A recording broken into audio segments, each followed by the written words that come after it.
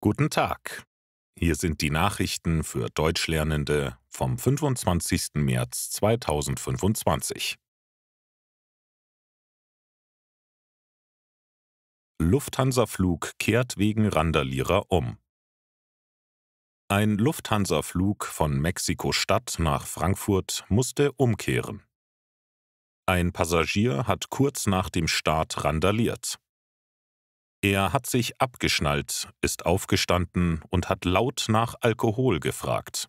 Dann wurde er aggressiv. Die Crew hat den Mann gefesselt, aber er konnte sich befreien. Deshalb hat der Pilot das Flugzeug zurück nach Mexiko-Stadt geflogen. Dort wurde der Mann von der Polizei festgenommen. Leuchtende Spirale am Himmel. SpaceX-Rakete war der Grund.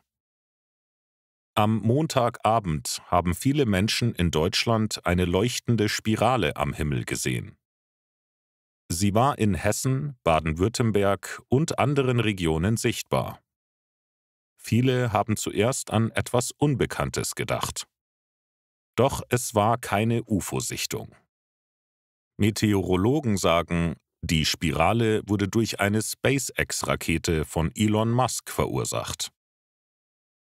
Die Rakete hat einen Satelliten ins All gebracht. Danach hat sie Treibstoff abgelassen. So ist die spiralförmige Wolke entstanden. Deutschland meldet mehr Patente an. 2024 wurden in Deutschland rund 25.000 Patente angemeldet. 0,4% mehr als im Vorjahr. Nur die USA haben mit 48.000 Anmeldungen mehr als Deutschland. Weltweit gab es knapp 199.000 Patente.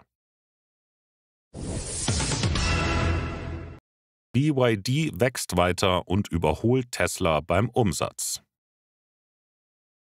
Der chinesische Autohersteller BYD hat im letzten Jahr viele Autos verkauft und dabei seinen Umsatz stark gesteigert. Damit liegt das Unternehmen jetzt vor dem US-Konkurrenten Tesla. Besonders in China ist BYD erfolgreich. Vor allem mit günstigen Elektroautos. Diese sind nicht nur günstig, sondern auch modern ausgestattet.